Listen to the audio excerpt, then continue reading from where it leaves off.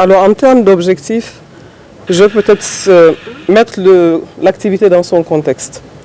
Donc, la commission de l'UEMOA a pris l'engagement de faire du secteur privé le moteur de la croissance économique dans l'espace communautaire, c'est-à-dire aussi dans les États membres. Donc, à ce titre, nous avons adopté déjà plusieurs stratégies, notamment une politique industrielle commune.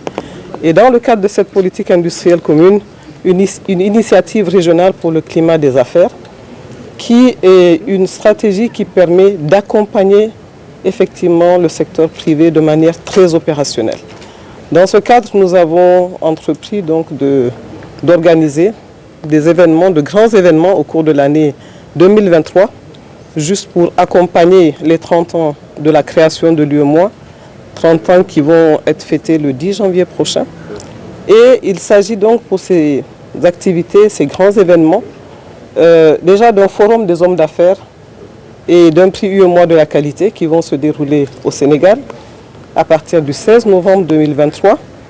Et il s'agira aussi d'autres activités, d'autres forums qui vont se tenir en République de Côte d'Ivoire sur 3 domaines bien précis de l'UEMOA, à savoir l'économie numérique, l'énergie et les mines. Donc nous nous retrouvons ici au Sénégal pour accompagner le lancement du forum des hommes d'affaires et du prix UEMOA de la qualité. Le comité de l'UEMOA envisage également de faire de l'UEMOA un système moderne. Par quel mécanisme allez-vous passer pour rendre réaliste cet objectif? Alors, rendre l'UEMOA moderne, je pense que vous parlez des objectifs qui sont fixés dans le CAP 2025, qui est le CAP que nous appelons cadre d'action prioritaire de l'UEMOA.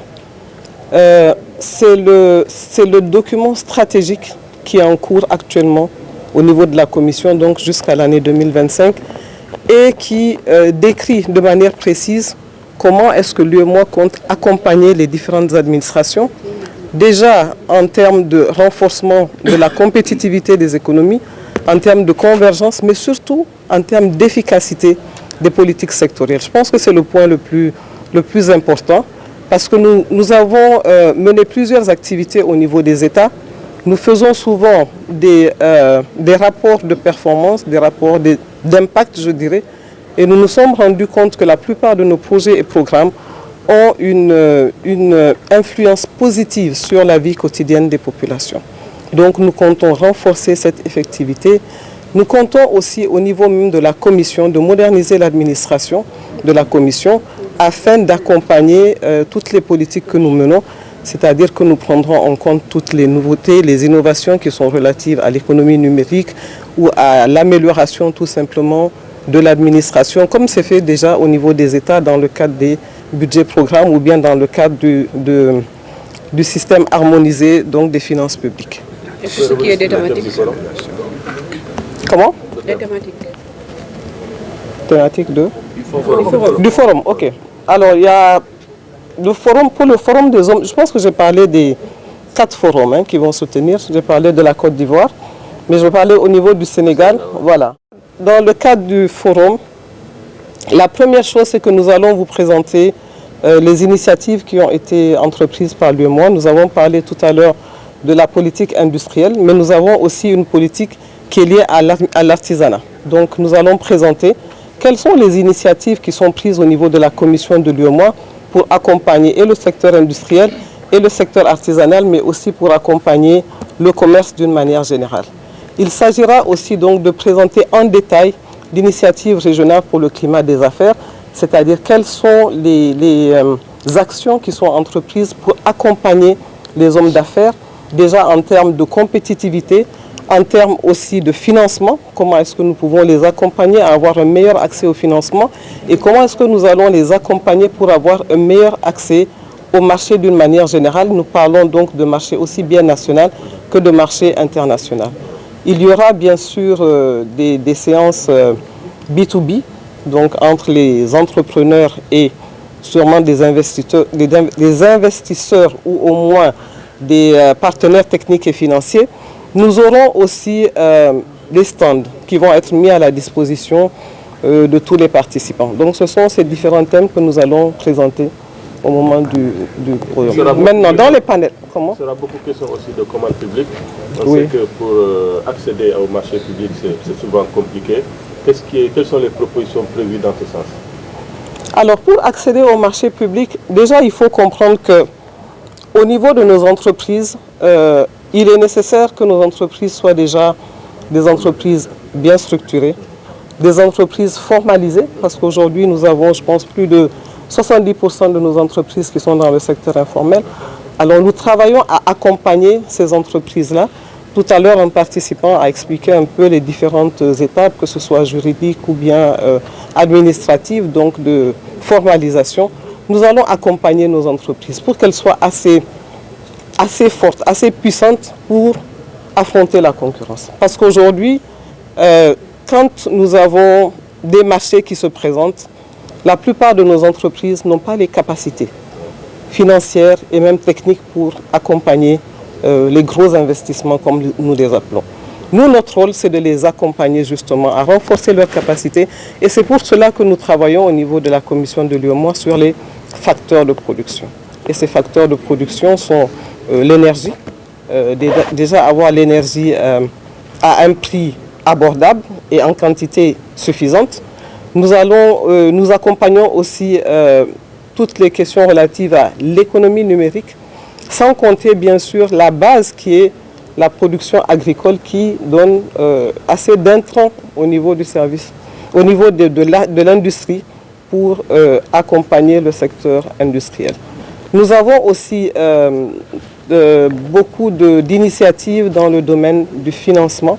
Comment est-ce que nous pouvons accompagner nos entreprises à avoir accès au financement, avoir accès aussi à la technologie. Merci beaucoup. L'UEMOA aussi, depuis quelques années, a initié le mois du consommé local.